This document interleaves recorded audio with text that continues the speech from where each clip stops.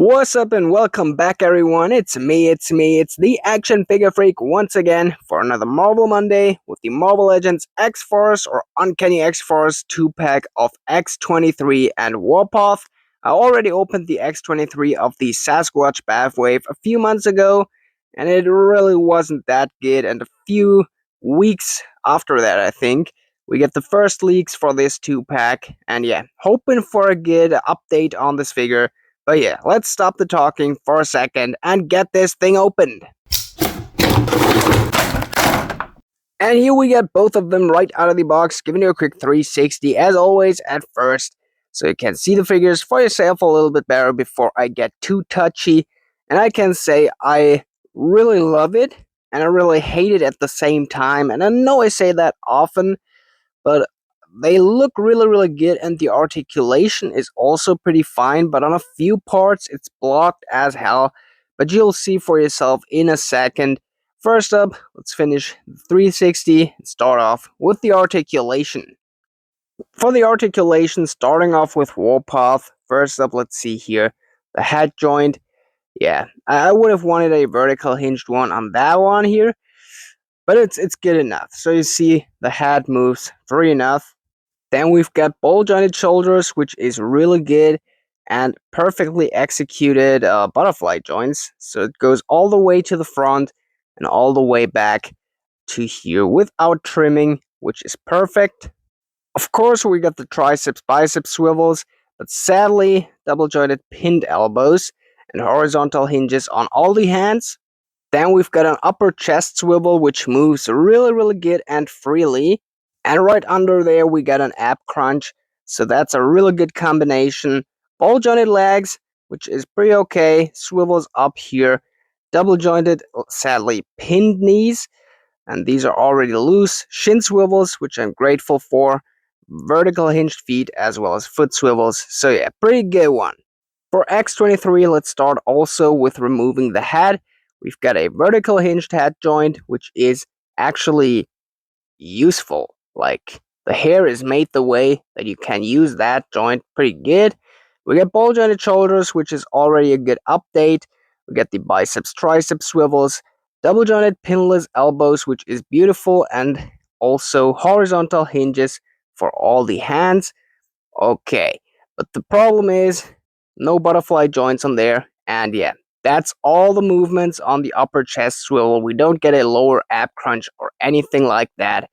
Little sad and lazy. Ball jointed legs, these are pretty loose, so it's gonna pop out pretty easy, I think. Then we get the upper leg swivels here, which are pretty good.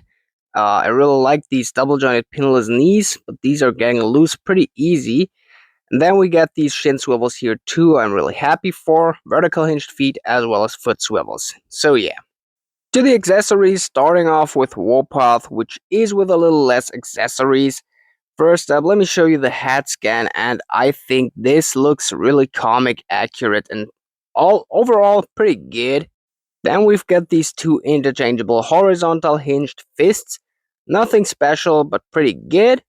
And then we also get these two trigger finger handed open hands for grabbing his knives. Horizontal hinged, pretty good, but I would like them better in vertical hinged. And then we also got these two big ass knives or daggers. Reused, yes, but pretty good. And we even get this back pocket to store the knives. One is pretty solid in there, but two aren't falling out for sure. And front, it looks good. For X-23, we get a little more accessories. Let's start off with that face scan here. So the unmasked version with gritting teeth. That one looks absolutely beautiful. I like every detail on here. And the way the hair is going to one side makes her a little more movable on the head. Then we get this second head with an open screaming mouth. Also here, pretty detailed, looking good.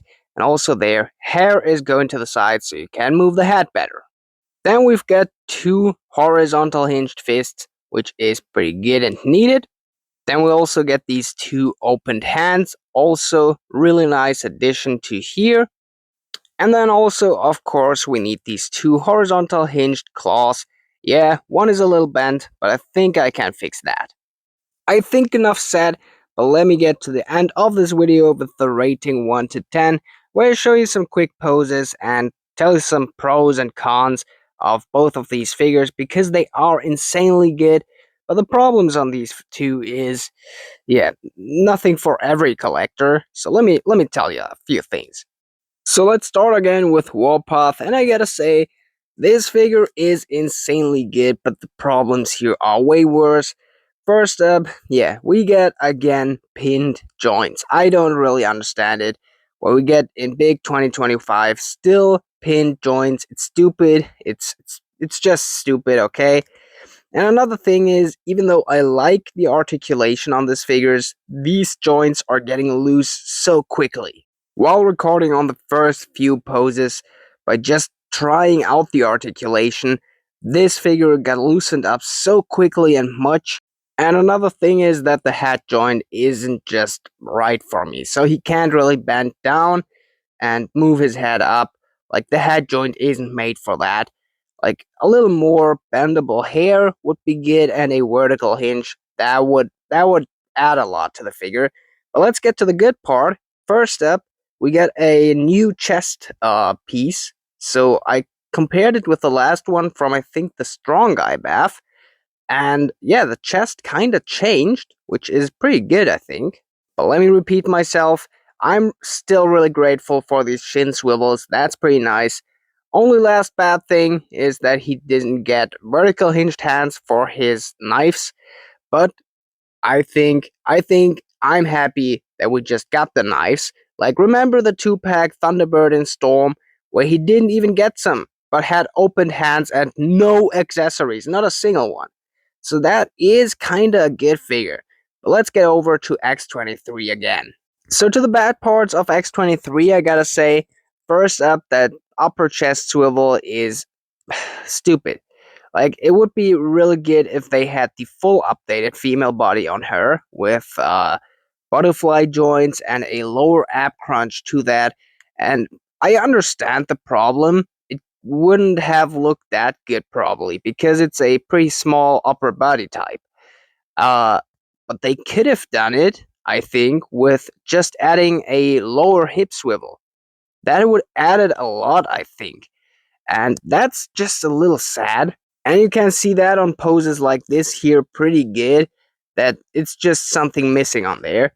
But we get a few good things, like we get this beautiful, beautiful head sculpt.